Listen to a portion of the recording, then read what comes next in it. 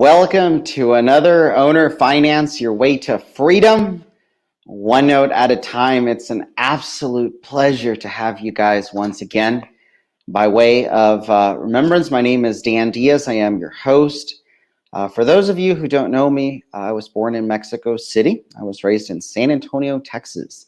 I began my real estate investing career in November of 2015. I didn't know anything about real estate investing at the time, but I considered myself a problem solver, a solution seeker, and by God darn it, I figured it out real quick.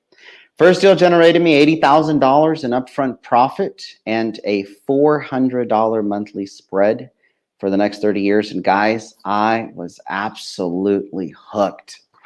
Now, for those of you who are streaming in, I want to welcome you.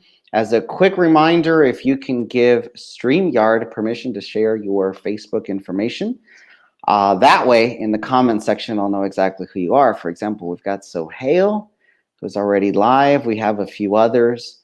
Tell me your markets and where you guys are listening from. But first, give permission to StreamYard so that I can actually see your names. Mostly now, I raise private capital to fund owner finance transactions. I teach seller financing as an acquisitions tool. We do buy as much single-family homes, land, small commercial assets. Man, there is that phone going off. Let me put this on mute for you guys. This is our time together. As we can, a lot of it with owner financing, a lot with seller financing. And our primary disposition tool is to sell on a note. We do hold quite a few rentals as well. We'll do lease options if it fits the parameter. But owner financing is something that I'm absolutely passionate about. Aaron Sams from San Antonio. Good to have you, my friend. Above all, I consider myself an owner finance fanatic and an eternal student. On a personal level, I love a good dry red wine, stiff scotch, cold beer, international travel, road trips. I miss my international travel. A good friend of mine, a rascal that he is a world-renowned chef that does not allow me to give out his name or his whereabouts, but he's in South Africa right now, and he is having a blast. My wife and I, we got to be in South Africa September, right before the pandemic, and we certainly had a good time. For those of you guys who are barely joining us, welcome.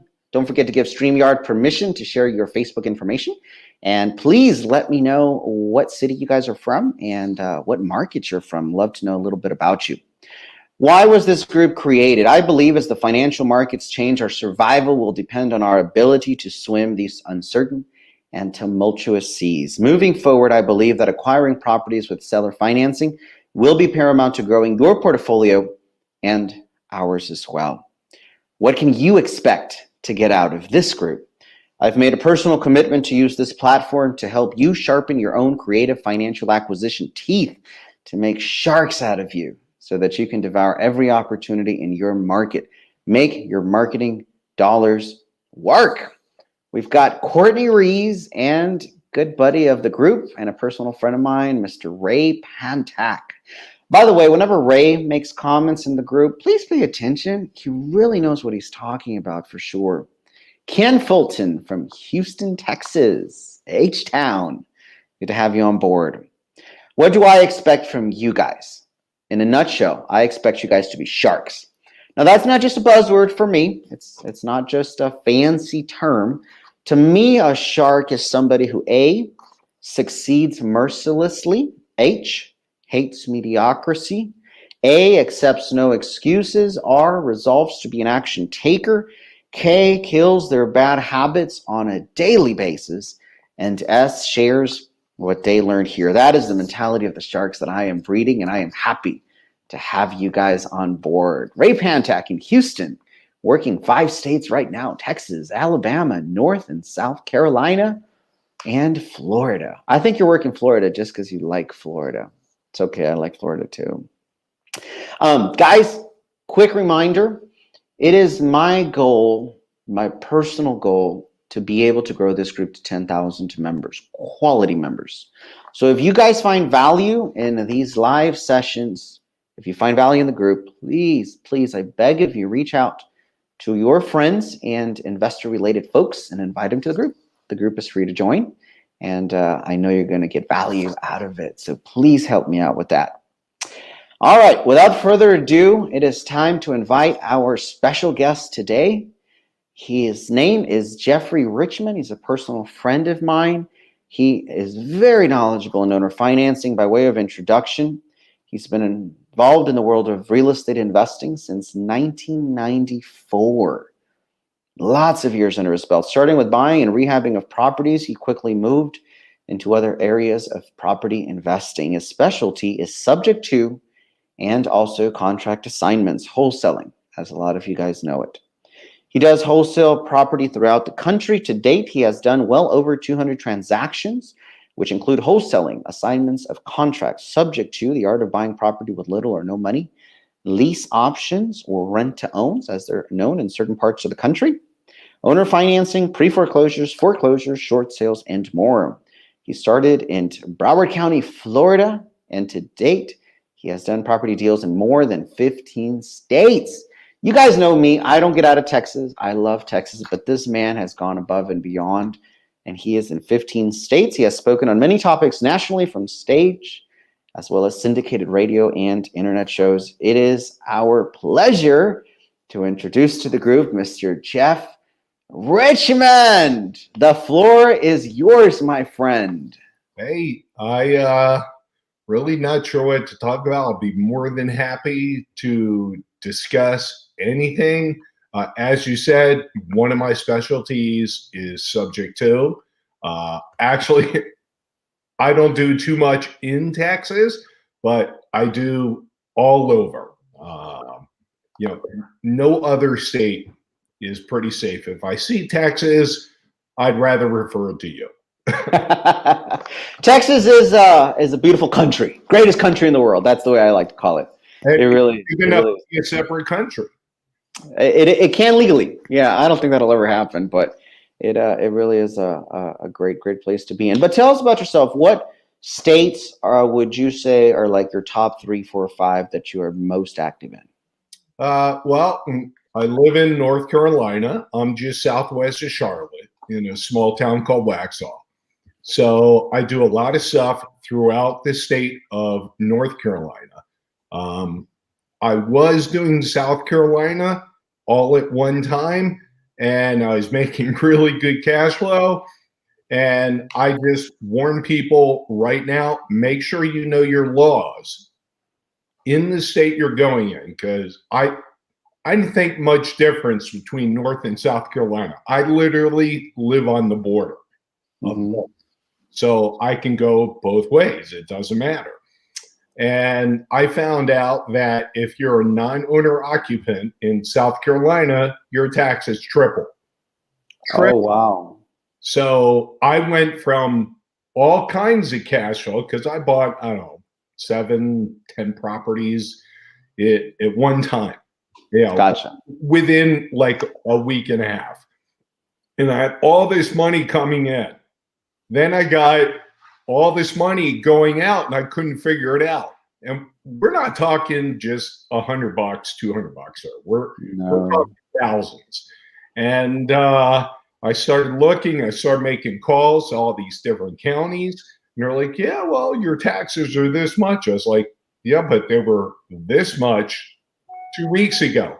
Oh, well, we know it's not owner occupied anymore. And my taxes went through the roof. So I got in a negative position really, really fast. Wow. So, and without, opening up too much confidential matters, but I'm curious, were you holding them as rentals, or were you holding them, or did you wrap them? Or is there someone else involved? I don't really wrap too many deals. I do a lot of lease, option, or rent own. To me, gotcha. It's really a price point. Gotcha. What you're going to call it. So it's not like you could have reclassified them as owner occupant. Like, hey, I resold it. There is now an owner occupant. Let's take care of the taxes, right? You couldn't do that. If it went in their name. So if you put anything in a trust name or LLC, or you do anything else, it doesn't matter. It's still a transfer. It's just like Pennsylvania, it doesn't matter what you do. Say you live in Pennsylvania, if anybody lives there, I'm sorry. A beautiful area. I was born and raised in Maryland, so I used to go up to Pennsylvania quite a bit. Two of my best friends live up there. So I'm up there quite a bit. But the issue with Pennsylvania is it doesn't matter if you live in the house and you transfer it in trust or anything else, there's a 3% transfer tax, period. They don't care, and they'll get it. Now, in certain parts of Maryland, it's 2%, and you can't avoid it. So you have to be very careful. I have a house in West Virginia, and my taxes are double. In West Virginia, taxes automatically double. So I try not to buy any more in South Carolina or West Virginia or somewhere. It's going to go up. Like in North Carolina, taxes don't go up. The more I talk to you, the more I'm loving Texas and staying in Texas. And you know what? You will always stay in Texas. Look, that's what you love, and that's fine. To me, I don't care where the house is as long as the numbers work. I mean, I have Illinois, Indiana, Ohio, California, Arizona, Florida, Georgia. I mean, it doesn't matter where the deal is. I'm working a beachfront house in Hawaii right now. Nice. And you know, a couple months ago it didn't work out, but I was working a deal in Fairbanks, Alaska. So I don't care where the house is. Very nice, very nice. Ray's got a question specifically geared for you. What if you had a South Carolina-based trustee and land trust as the owner? Typically, it really won't matter if you transfer it and they know. Now, they have a form. They do have a form. I do a lot of stuff with veterans that are especially overseas. So they give me the properties that I have in South Carolina that are veterans that had them before I took them, and they're overseas. They fill out something called an LS something that you have to send to the county, and basically it'll say okay, and they'll drop the tax rate again. But they have to have this. They have to have it every year. But as soon as they know or they find out it's not owner occupied, doesn't matter if you have a South Carolina based trustee and your land trust is there. It will not make a difference. Gotcha. Man, gotta know. Yeah. Ray wants to know, have you ever bought a tax deed in South Carolina? You're so nosy, Ray. I love it. Actually, I don't do a lot of tax deed stuff, though I do a lot of overages. Well, they're called overages. I'm usually used to calling them surplus funds. Some people call them excess proceeds. What is that exactly? In Vegas, it's called remainders. Well, like in Texas, say you have a house that forecloses or sells on a tax deed. Yeah. Then what happens is the money goes to the state for a period of time, or the county, I'm sorry.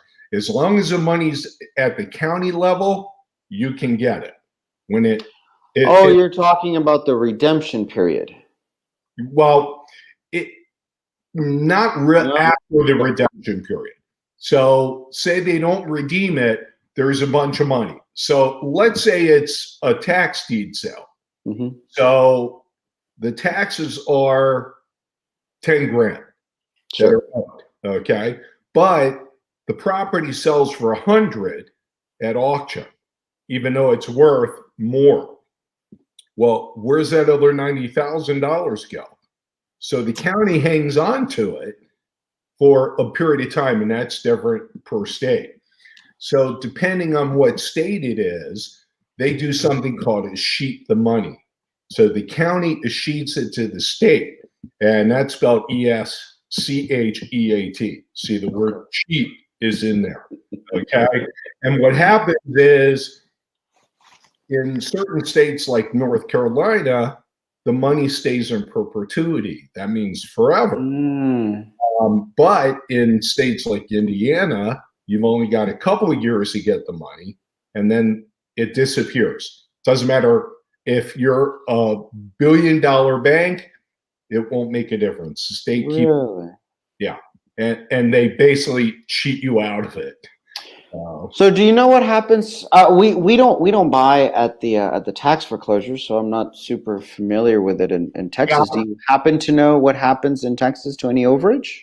Um, I have looked into Texas. Mhm. I've not been successful getting the money out of Texas. In a number of other states, I have. Mhm. But Texas, I did not. They've got some funky stuff going on with how you get the money. It is Gotcha. possible though. I just Gotcha. Yeah. haven't done it.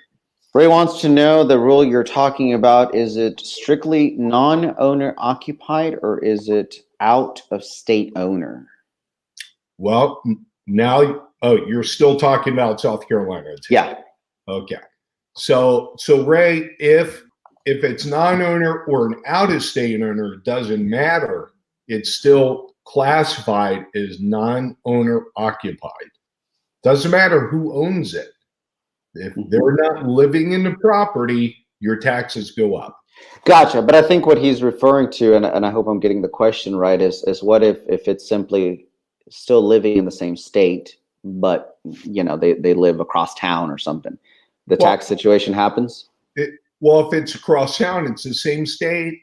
I mean, they might be able to classify it as a second home, and they have to live there, for what is it, 6 months and a day. Mm-hmm. Then, if they have two houses in South Carolina, one of them is going to get hit with triple taxes. Definitely, if you're out of state, you're out of state. That's it. Man, that's awesome. Well, no, it's not awesome. It's just like you don't know what you don't know, man. I'm gonna stick to my little bandwagon because man, it's a scary world out there. Again, it's something you have to think of. Like, I have a sale in a couple weeks on one of my houses. Now, I do numbers most people don't do. You'll do them, but I'll do up to $2.5 million deals. I don't care. Okay, to me, a number is a number. It doesn't matter.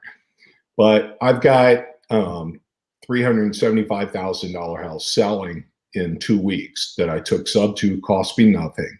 I'm making a lot of money on it. Well, that went from a plus. The Rock Hill is South Carolina. Okay, that went from a plus $400 a month cash flow or more to a negative $505 a month, just like that.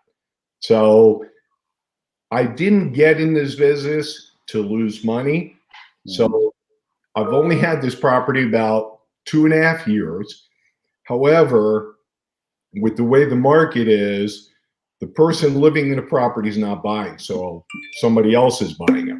So what's happening now is I looked at it and I said, okay, I'm going to lose about $6,500, which doesn't thrill me, but I'm going to make 6 figures on this house. So you have to weigh it out and figure, do I want to lose this money? So I was looking ahead of the curve. I was going to make at least 50 or 60. Now I'm making a lot more. And I kind of weighed the odds out.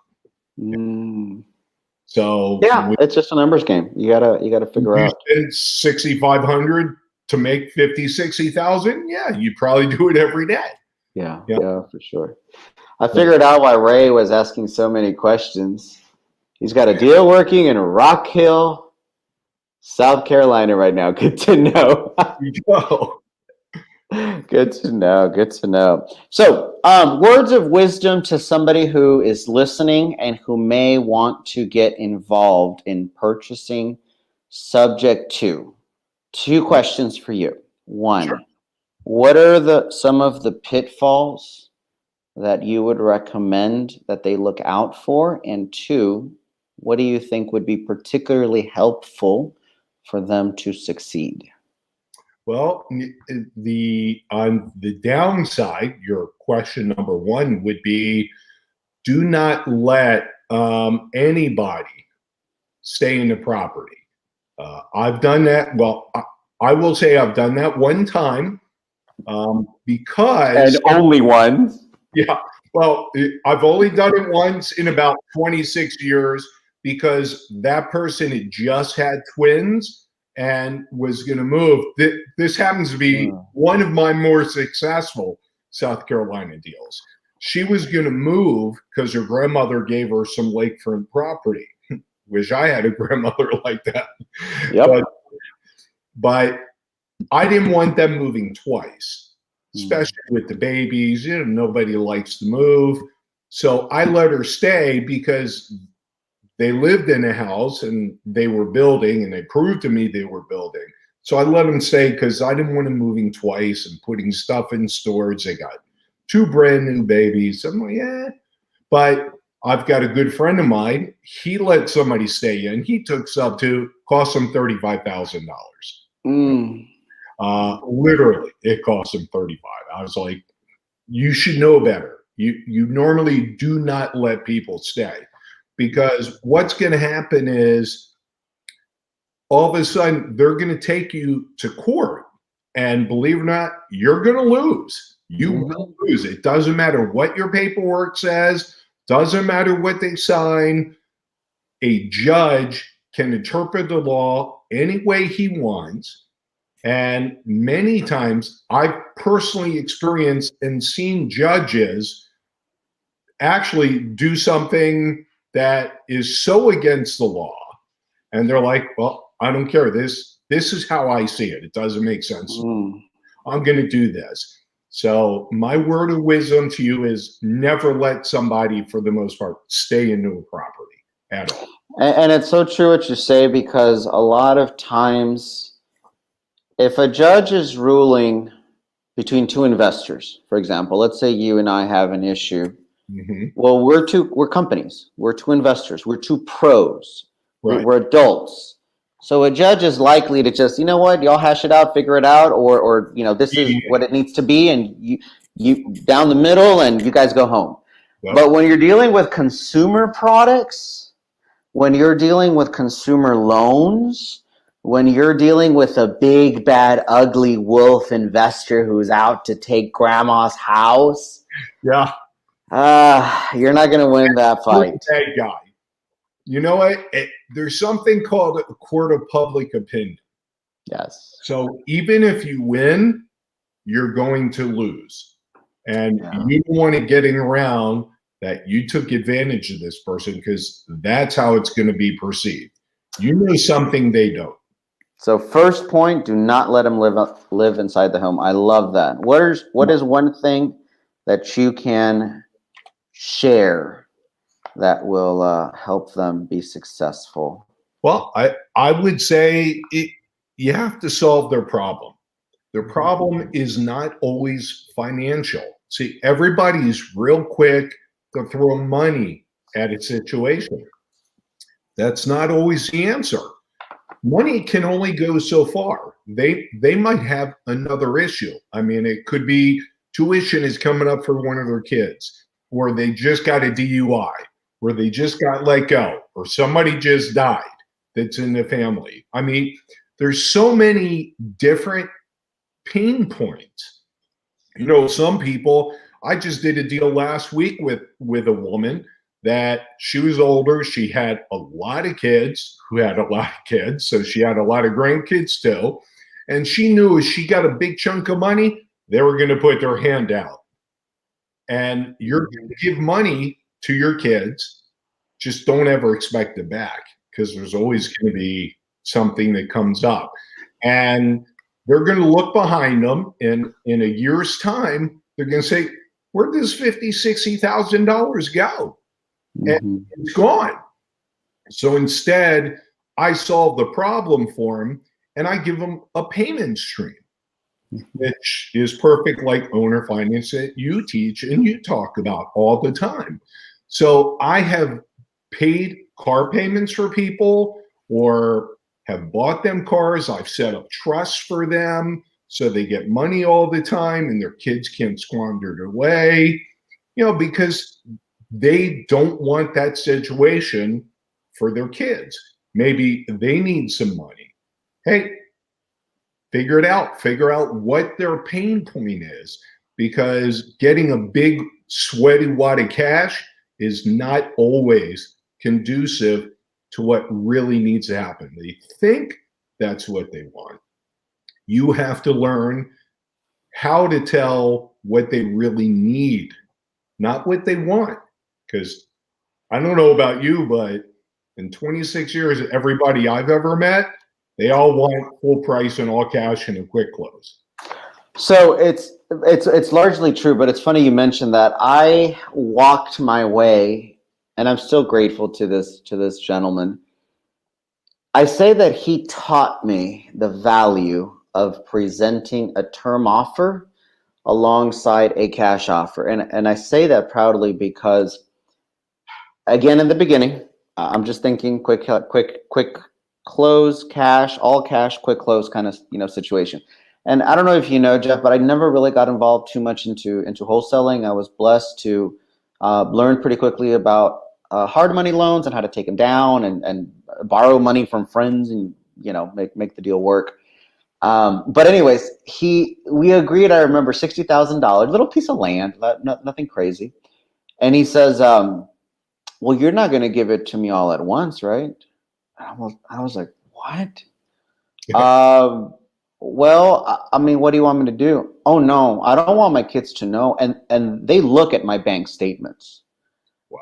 I said, okay. So, well, would you? I was lost, Jeff. I was lost. He taught me about a term offer, and he says, well, check it out. I sell stuff in the flea market, so I do get a little bit of income. I think I can probably get away if you give me like $1,000 a month, and just make sure you pay me everything, but probably no more than like 1,000 a month. Otherwise, my kids are gonna find out. And I was like, sure. Like, are you kidding me? I know. And that's when I realized what you're saying right now.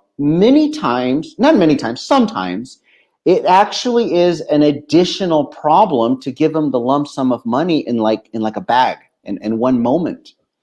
So you may need to solve the problem of money over time, monthly income, by presenting that term offer. And I meet with wholesalers pretty often. I tell them, listen, when you tell a seller and you present yourself as I'm a all cash, quick close kind of person, you've already established the terms. Yeah. All cash, quick close. Yeah. And those might not even be the best terms for the seller. And to make matters worse, in his mind, he's like, oh my God, what do I do with all this money? Well, maybe I don't even want to sell it. Well, you know what? I'll sell it if he gives me like twice what it's worth. That's why sometimes you get these stupid high prices, because you're kind of pushing them into a situation that they don't really feel comfortable. So I tell them, if you're wholesaling, ask them, I got two options. You tell me what works most or best for you. We can do a discounted price that gets you all the cash I can get you in one lump sum, or we can get you guaranteed mailbox money for the next 10, 15, 20 years. I don't know you, but I'm curious which of the two options sound better for you now. Yeah. And that's it. That works for us. And think about it, though. If most people watching this right now, if you got a big chunk of change, you got $40,000 or $50,000, what are you going to do with it? Most of the time, you're going to put it in the bank, or you're going to pay a couple bills. But people don't necessarily need that much money. They have to work for them. So give them an alternative. I have a guy right now. I have this house. You saw a picture of it. I'm about to get it. I haven't solidified it yet. It's one in the mountains. It's like, oh yeah. It's a beautiful house. Beautiful. But I worked it out with this guy. I'm going to pay him full price, and he's going to do owner financing. Took a page out of your book, and he's going to take a small amount of money every single month. I'm okay with that. I'll pay him full price because for all you watching, think about it. Most people would never pay full price for a property. I would do it all day long because of how you negotiate it. Like on this one, every dime I give the guy goes a principal. Love it. You know, your 4% loan that you have on your house is really like a 40% loan because it's all front-loaded interest. So how, if you have a $2,000 payment and $1,948.82 go to interest, how is that 4%? Somebody needs to explain that to me because you don't hit equal until 18 years later. Well, who the hell stays in their house 18 years? No one. Many people, you know? So that's why it's called a mortgage. I was blown away the other day when I learned that mortgage comes from a French root that means debt to the death. To die. Yeah. Debt to the death. Unbelievable. Yeah.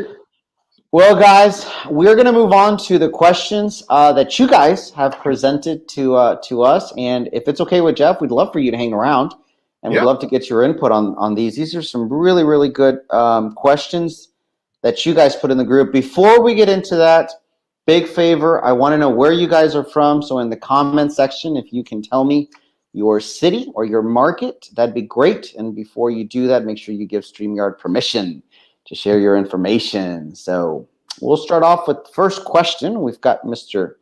Tom Carell. He wants to know, what's the most a seller can contribute towards buyer's down plus closing costs in order to be a QM loan? Buyer has close to 10% for down, but maybe not closing costs. I was going to increase sales price and credit him the money back, but not sure if this will keep the QM in place. I've been Googling for 2 days, but finding different results. 3% of purchase price is what I keep finding, but looking for some more information or advice from someone who has been there.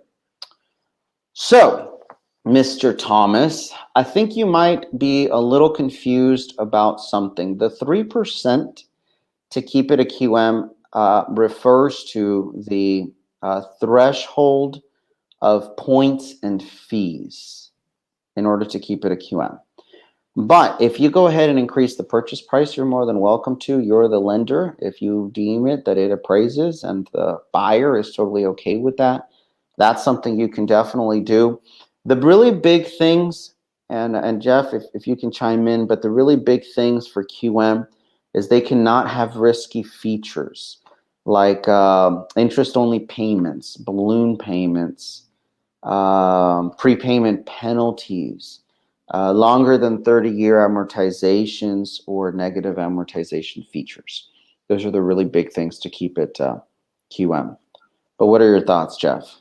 Well, one thing I have done on owner financing deals, and I don't get a lot of flack for it at all, is I'll sit there, say I'm owner financing a deal to you, Dan, and what I'll do, you know, your everyday Joe Schmo, okay? So I owner finance this deal, and I'll say, by the way, Dan, it's usually 3 points origination fee for the mortgage, but I've got really good news to you. I've talked to the people. We're going to put that in the loan and finance it for you. So no money out of your pocket. And they go, really? You'll do that? And just like that, I just made another 3% plus interest on that 3%. On that 3%. Yep. And it really helps your cash flow. Yeah. And the easiest way to do it is just go ahead and increase the sales price by that 3%. I mean, that's just really the easiest way to do it. Good deal. Yeah. Mr. Carlos Molina, what formula are you guys using for land to determine the seller financing negotiation strategy? So, land. Dirt's worth dirt until you build something on it. That's my thought process. I don't know about you, Jeff, but land is always beauty is in the eyes of the beholder kind of situation. Yeah. If you're trying to come up with what will work from a seller financing, owner financing strategy, my recommendation, which is what we do, is figure out what's going to be the exit strategy. If the exit strategy is going to be to rent it, we rent land often. I don't know if this works in other states, but in Texas, we'll rent land often to people who are going to put mobile homes in them, if it allows for mobile homes, if it's rural land. And let's say the mobile home payment is going to be $500. I'm going to want to structure the seller finance offer to be no more than like maybe $200 a month. Now I can call it whatever you want to call it. The final sales price can be almost whatever you want to do it, as long as the monthly payment allows me to cash flow on that rent. If I'm going to be owner financing it, you do need to get a little bit of a valuation. Personally, I just use county appraisal district information. Most people will agree that that is an appraiser.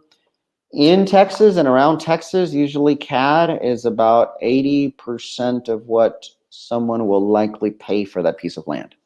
So it's kind of accurate, but a little bit in your favor. So that just kind of works for us. Try to get it at less than 4% if it's going to be amortized to 20 or 30 years. If you can get it 0% down, 0% interest for 10 or 15 years, you're going to be able to cash flow on that.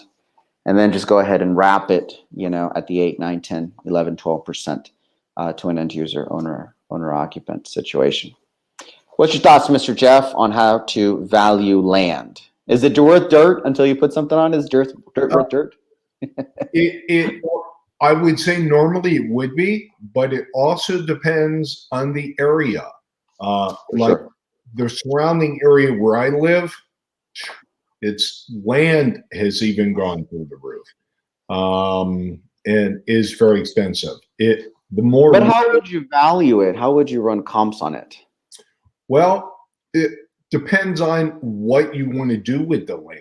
Mm-hmm. First of all, do you want to make it, just single family? Do you just want to put townhouses on it? You want to make it, can it be zoned commercial? You have to decide, what is it going to be zoned for? What is it zoned for? And the best use for bang for your buck is if you can get it rezoned to be better. Mm-hmm. So we have some property locally that is residential, and me and a few other people are in the land now trying to get it rezoned for because it's right off of a main road. So if you can get that, the value jumps up. Regular valuation, that's a regular valuation normally on most property, single family homes, will separate the value of the property from the value of the land.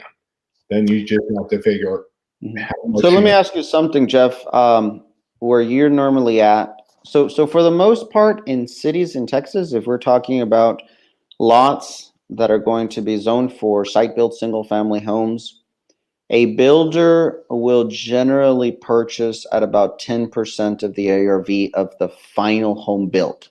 So for example, if homes in the area are selling for $200,000, they might buy it for $20,000. If it's selling for $300,000, they'll buy it for $30,000. That works in most cities in Texas. Is it any different in the Carolinas where you're at? No, that's a good valuation strategy. As a matter of fact, single family homes only. We're not talking rezoning. We're not talking. Sure.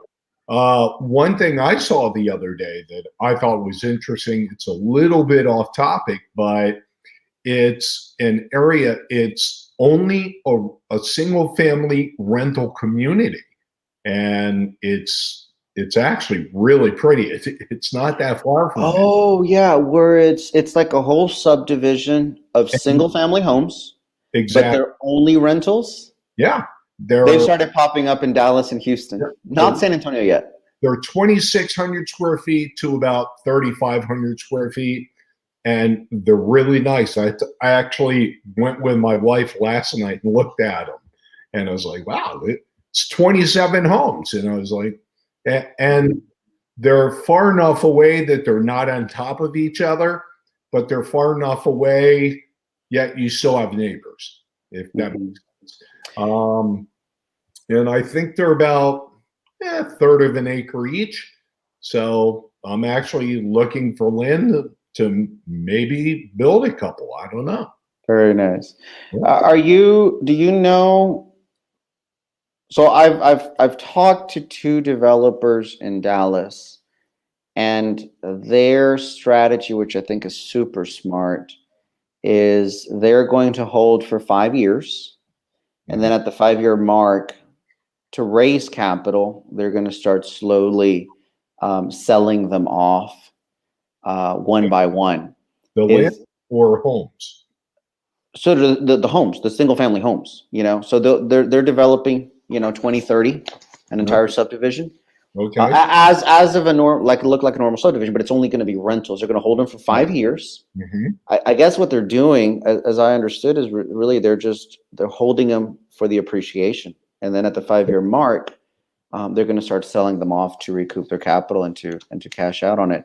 Have you heard of a different exit strategy, or are they going to hold them forever, or what have you heard on your neck of the woods? Well, I think they're going to hold them forever because this is a really big outfit that owns these homes. They're huge. I mean, they have 52,000 homes in 2 states. I can't even imagine. That's California money. And well, it's the guy that owns Public Storage. And oh, gotcha. He's got so much money coming in, and he can get money so cheap from banks, it isn't even funny. But on all the houses I have sub 2, I don't ever teach anybody or coach anybody that they should buy expecting appreciation ever. Nope. Yep. I think that's one of the worst things you do. If you make a deal and you're counting on appreciation, you might as well just stop what you're doing and go get a job at McDonald's. Yeah, no, I agree. I agree 100%. If the appreciation comes, great. But you need to have more. What am I getting now? And that's the cash flow for sure. I agree with you 100%, for sure. Mr. Molina, what formula are you guys using? Oh, already went through that one. Chris, what numbers do buyers usually purchase for performing notes on a double wide? So I did a little bit of research with him, and he actually means a double wide in a mobile home park. Yeah. So it's not even real estate. It's not on land. We're talking about a note that was originated on a double wide. My experience, and I don't know if your experience is any different, but that's probably bottom of the barrel notes. Yeah.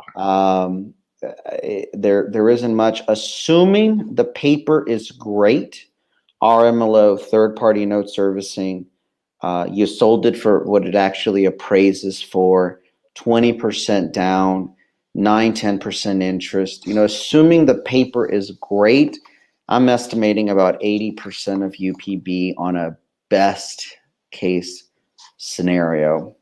What do you think, Jeff? Yeah, when I hear somebody selling a mobile home from a park, for me, and this is my opinion, I stay away from them because they can easily be moved. You don't know where it's going. And it just leaves too much a chance. If I do anything with mobile homes, it has to be with a piece of land. Yeah, I agree. Look at it. For sure, for sure. Andres has a question. Is the TREC contract legal to use for owner finance deals? So I don't know if you're familiar with TREC, but that's the Texas Real Estate Commission. And that's our Texas promulgated contract. Not only, Andres, is it legal to use, it is highly recommend you use it. Why are you not using it? So I found out that, this goes back, you're going to laugh, Jeff, to the whole 50% of attorneys are wrong every day in America. He apparently went to a real estate attorney, and he told him that he wouldn't close it because it was on a contract that he did not have legal authorization to use because he wasn't an agent. Are you kidding me? Now, this wasn't TAR. You know, TAR is what the Realtors, Texas Association of Realtors. That you have to be an agent, and only agents can use it because it's a private organization. It's a private association. But the state promulgated Texas Real Estate Commission's contract. As a matter of fact, the contract itself says, and the website says it, that it's for public use. So not only can you, you Yep. should. It's written well for sure. Moving along. Michael Schomer, under RMLO, is there a minimum credit rating for owner financing? So you're the lender, bro. You can decide what your minimum credit rating is. If you want to take a 450 person, may the Lord be with you, but you're more than welcome to. So no, owner financing, it's entirely up to you. You can take any credit rating that you want. My personal recommendation, anything under 620, make sure you get at least a 10% down payment. You want to see a skin in the game. Anything under 580, I would suggest 15%. Anything under 520, I would suggest 20%. Because at the end of the day, I don't care, and I'm sure you'll agree with me, Jeff, I don't care what sob story somebody with a bad credit situation tells me. And the story may be true. Maybe they got hit with the big D's: death, divorce, disease, deployment. Maybe. But nevertheless, their life went through changes. And this is the best case scenario. But they made the decision not to pay a lender. Right. They made that and maybe that was the best choice to do. Maybe it really was food or XYZ lender. And maybe you made the best decision. I'm not going to question it. I'm not going to judge it. But I already know that you, at some point in your life, in your recent past, because, you know, credit doesn't last forever, but in your recent past, you made a decision not to pay your lender. And guess what? If you went through that difficult decision once, the second time becomes a lot easier. So, bad credit, folks, I need to see some skin in the game. That's my thought. I don't know what you think, Jeff. I'd love to hear your input. Well, if you know, I have a couple owner finance deals that I've done, CFDs, contract for deeds, and a couple of them I went to sell the other day, but I couldn't sell them because their credit score is not as good as they want. And I'm like, yeah, but look at their payment history. I can print it out for you. And they're like, we don't care. Yep. So my advice to you, Michael, is just make sure they have a decent credit score. Yeah. And I would say 580 or above. Yeah. Anything under 580. I need to see some skin in the game. Serious. Yeah. You know, skin in the game for sure. 100%. Mr. Jim Benson's got a question. Who's everyone using it as an RMLO to qualify buyers for owner finance deals to owner occupants? In Texas, we use Texas Pride Lending a lot. Sarah Montes, she's great, by the way, if you ever do any deals in Texas, Jeff. She's real good. The Owner Finance Network and Scott Horn. He's an attorney up in Dallas. He also has an RMLO, highly recommendable.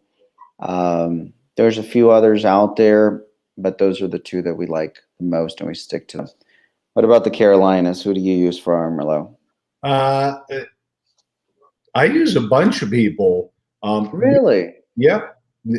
It's, you know, you get to know so many different people at the time when you went to RIA meetings and so forth, that you meet a lot of people. And if they extended themselves to do something, you wanted to use them and see how they did. But on sub twos, because I mostly do sub twos and rent to owns, so I just have a couple companies that do a DTI, debt to income analysis, make sure that they can afford the payment. So I don't use RMLOs as much as you do.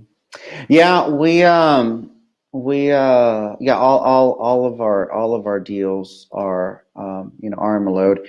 And it's funny, that first deal, I love talking about it, not because of the money I made, but all the mistakes I made.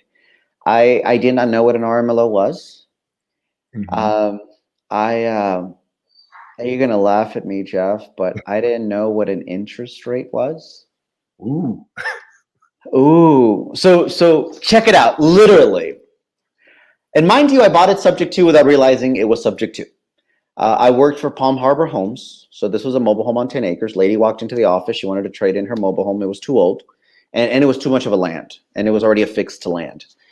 So, long story short, I made just kind of a personal thing, and I said, "Look, you don't have equity. You just bought it 2 years ago. You got it on a VA loan, so there is no equity. I feel real bad for you, but you can't sell it. I mean, what are you going to do?" And her husband had died, and again, the whole solving problem situation, Yeah. I could tell right away that she couldn't afford the home, and that's why she was selling. And 10 acres was not really her dream, it was her husband's dream. Right. And she didn't say it initially, but I could pick up on the fact that it weighed on her a lot to let the home go to foreclosure, because it would mean to her that her husband's name would be stained after death. Hmm. And when I realized that, I said, "Ma'am, your problem is the payment. I, all I can think of, if you want me, if you give me the deed, I'll make payments in your behalf." Yeah. And now I wasn't just totally being like nice in my mind. I was like, I can rent 10 acres to somebody who wants to, like there's a land lease there. I can do something with it. So, anyways, I started making payments, and it took me 9 months. Jeff, I was making 9 months of payments. I didn't know what to do with it because I bought, with no equity, and I didn't know anything else. I mean, I didn't know you. I didn't know, anything else, except that I knew that my goal. I started learning about real estate investing. My goal was I need to find somebody who can pay $400 more per month. That was my goal. That was my litmus test. Let me find somebody. So you're gonna laugh, but I started posting on Craigslist in the Carolinas and in Ohio and in northern states, retire in a Texas ranchette. I don't know if ranchette's a word, but I made it up. And I advertised it, and 9 months later, I got somebody, and I told them, "Hey, I want this money, $100,000 down, and this is going to be the payment." And in my head, it was $400 more per month. We go to the closing with the attorney, and he's like, "So what's the interest rate?" I'm like, "I don't know. What do you want it to be?" And he says, "Well, it's not my deal. Like, what did you agree to owner finance it to the buyer at?" I'm like, "Oh, we didn't talk about interest rate," which was true. We hadn't. And he's like, "What did you talk about a payment at least?" I'm like, "Oh, yeah, yeah, yeah. This is the payment, $1,600 a month." Okay. Well, let's do the math. Let's figure out what $1,600 a month comes out to. Sure. And after doing the math, and this is what I'm telling you, you just don't know what you don't know. So the lady I bought it to had really great credit, right? They got a VA loan at 2.75% interest rate. That's awesome. And with only a $400 monthly spread, what do you think the interest rate came out to on the sales price? So you took it from her, 2.75. but you wrapped it. But I wrapped it. Okay. And it was just $400 a month more on the payment.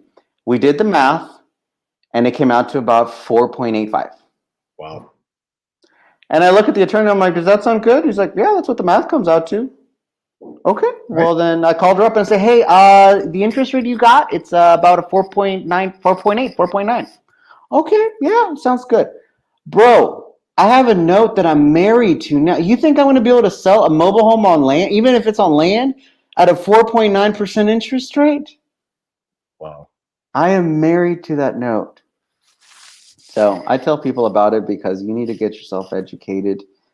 You need to ask the right questions before Sure. we leave. And I am super thankful that you're here with us, Jeff. Tell the group how they can get a hold of you. I don't know if you do any kind of mentorship or teaching or coaching, but if you do, please let the group know. And whatever you'd like to share, please do. Thank you. I have a Facebook group. So for those of you that look for, it's called Sub2 Nation. And we have a Facebook group that's growing. So by all means, join. It's for free. It doesn't cost anything. I have a course coming out probably first or second week of April. We're just putting finishing touches now on Sub2 and how to acquire property and do this, because I do it all the time. Actually, we just did 2 last week. We're Nice. so through my students. I do one-on-one coaching. What makes me a little bit different than most people is I will actually get on the phone with the seller. So I won't take the deal from start to finish, but you'll learn enough from my course and from me how to get people to a certain point, and then I'll kind of help them close it and do the decision making per se. Perfect. So it's kind of like bowling. Somebody sets up the pins, that would be you, and I would come and help you knock them down. And get Nice. Nice. And the Facebook group, Sub2 Nation, right? Mm-hmm. Sub2 Nice. Nation. Make it Nice. simple. You know. Please join Jeff's group. He's got a lot of content to share. But guys, it's been an absolute pleasure having everyone today. Thank you so much, Jeff, for yeah, and you're always welcome to be here in the group. And if there's anything we can do for you, in the Carolinas, let us know. And if you want to come to Texas, bro, there's plenty here. You are more than welcome to. I won't go to the Carolinas unless I'm visiting. But you're more than welcome to come to Texas. Well, I've always got an empty room. You're more than welcome to come. Appreciate it. We're right outside of Charlotte. It's a great place to visit. And like I said, I'm very centrally located. I'm right on the border of South Carolina for not even 10 minutes, and 10 minutes away is Charlotte. So. Nice.